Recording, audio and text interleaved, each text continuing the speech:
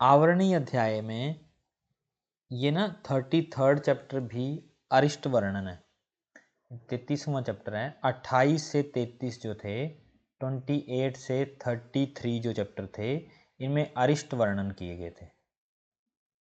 सुश्रुत ने अरिष्टों का वर्णन सूत्र स्थान में 28th चैप्टर से लेकर के 33rd चैप्टर तक किया है। आवरणीय अध्याय में सबसे पहले विमर्श में आओ। पहले श्लोक नंबर 3 का विमर्श देखो। माधव ने उपद्रव की डेफिनेशन देते हुए कहा है, रोग, आरंभक, दोष, प्रकोपक जन्य अन्य विकार। रोग पहले आरंभ होगा, फिर उससे दोष प्रकोपक जन्य जो अन्य विकार उत्पन्न होगा उसे उपद्रव कहते हैं। चरक कहते हैं, उपद्रवस्तु खलु रोग उत्तर कालजो रोग आश्रय रोगा एवं स्थूलो अणुर्वा रोग उत्पत्तिश जायते इति उपद्रव। उपद्रव जो है रोग के उत्तर काल में, रोग से बाद में होने वाला, रोग के आश्रय रहित, मेन डिजीज होता है उसके आश्रित ही रहता है, और रोग से बड़ा भी हो सकता है, रोग से छोटा भी हो सकता है, लेकिन रोग के पश्चात, रोग के बाद ही उत्पन्न होता है, उसे उपद्रव कहते हैं। सुश्रुत भी उपद्रव की डेफिनेशन देते हैं, यह पूर्व उत्पन्न व्याधि जघन्य काल जातो। जघन्य शब्द के दो मतलब होते हैं, हीन और उत्तर कालज। जघन्य का मतलब होता है बाद में या हीन। जघन्य काल जातो, पहले व्याधि उत्पन्न होगी, उसके ठीक बाद जो है थोड़े टाइम के बाद जो दूसरी व्याधि उत्पन्न होती है उसी से उपसृजती, उसी के साथ जुड़ी हुई व्याधि या जिसका मूल मेन व्याधि हो उसे ही उपद्रव कहते हैं। श्लोक नंबर 4 में रेफरेंस है और आईएमपी मार्क करना है। अष्ट महागध बताए गए हैं, वात व्याधि, प्रमेय, कुष्ठ, अर्श, भगंदर, अश्मरी, मूढ़गर्भ तथैव अष्टोरम अष्टवते प्रकृते मूढ़गर्भ। 8 प्रकार के अष्टवेते प्रकृति दुष्चिकित्सीय महागधा, 8 महागधों का वर्णन किया गया है और ये दुष्चिकित्सीय होते हैं। रेफरेंस पूछा जा सकता है कि 8 महागधों का वर्णन किस अध्याय में। श्लोक नंबर 7, अष्ट महागध जो है वाक्याचार्य के अकॉर्डिंग लिख लो, चरक के अकॉर्डिंग अष्ट महागध जो है, चरक ने भी 8 ही बताए हैं। चरक के अकॉर्डिंग है वात व्याधि, दूसरा है कुष्ठ, थर्ड है उदर,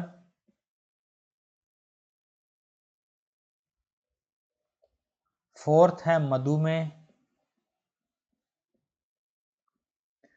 फिफ्थ है गुलम, सिक्स्थ है शोफ, सेवंथ है यक्ष्मा, एट्थ है अपस्मार। ये 8 जो हैं ये महागध बताए गए हैं।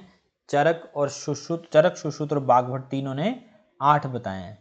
सुश्रुत के जैसे सुश्रुत ने महागध बताए हैं सेम बागभट्ट ने बताए हैं, लेकिन बागभट्ट ने प्रमेह की जगह, नहीं सॉरी, मूढ़गर्भ की जगह, बागभट्ट ने मूढ़गर्भ, प्रमेय नहीं है, मूढ़गर्भ की जगह ग्रहणी माना है।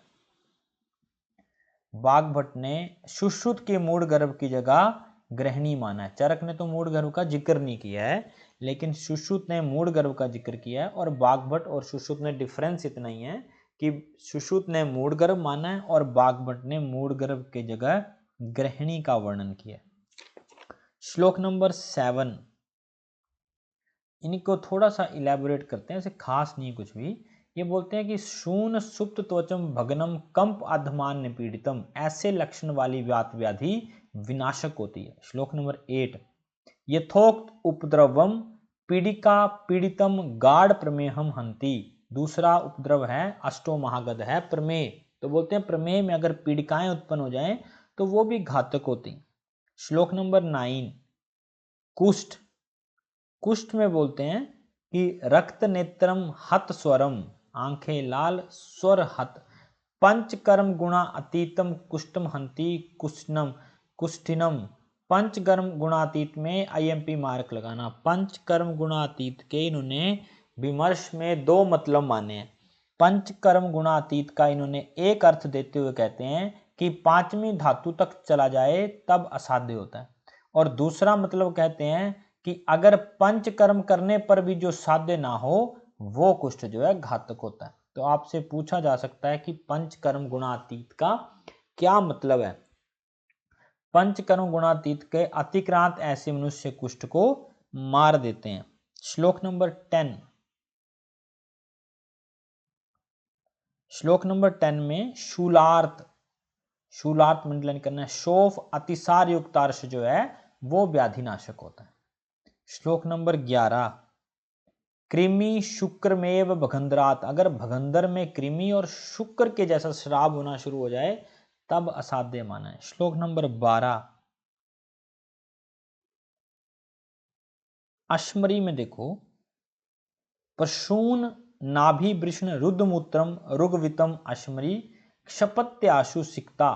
प्रसून नाभि वृषण, जिसके नाभि वृषण सूज गए हो। प्रसून का मतलब होता है सीवर, सीवियर जो है, सीवियर स्वेलिंग हुई हो।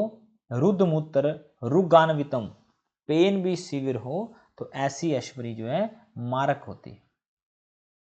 नेक्स्ट आ जाओ गर्म, मूड गर्म, मूड गर्म में अंडरलाइन करो।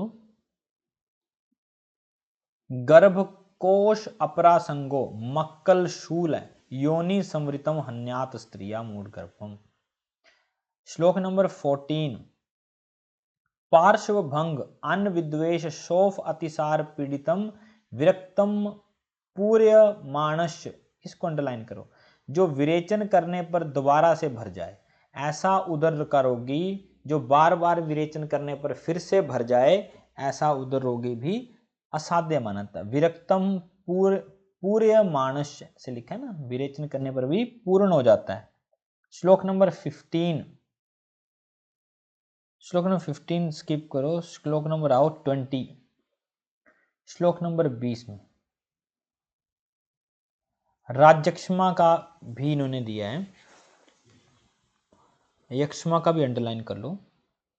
शुक्ल अक्ष अन्न द्वेष ऊर्ध्व स्वसति निपीड़ितम कृच्छेण बहु मेहतम, कृच्छता से जो मेहंत मतलब मूत्र त्याग करता हो, ऐसा यक्षमा भी घातक होता है। अधमान में बद निश्यंदम हिक्का छर्दी तृष्णान्वितम, छर्दी हिक्का तृष्णान्वितम का रोगी जो है वो भी विदृधि, अंत विदृधि जो है, ऐसी अंत विदृधि जो है घातक होती है। वैसे ये जो अंत विदृधि वगैरह है ना, ये अष्ट महागदों में आती नहीं है, लेकिन इन्होंने एडिशनल दी हुई है। ऊपर तक यक्षमा और अपस्मार तक है,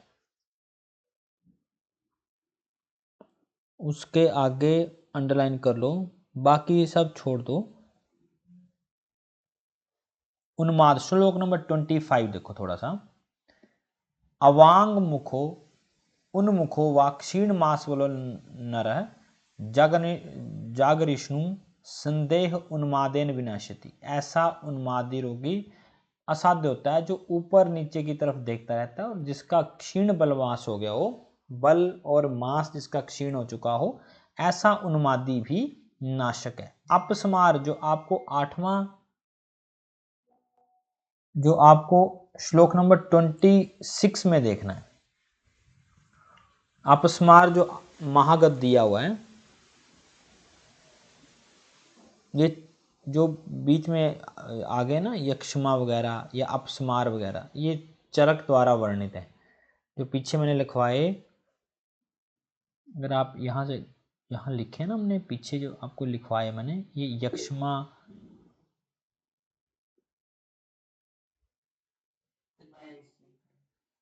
अच्छा, यक्षमा और ये जो मैंने आपको यक्षमा और अपस्मार वगैरह चरक के अकॉर्डिंग लिखवाए हैं, ये हैं इसके थोड़े से इसमें ये भी दिए हुए हैं।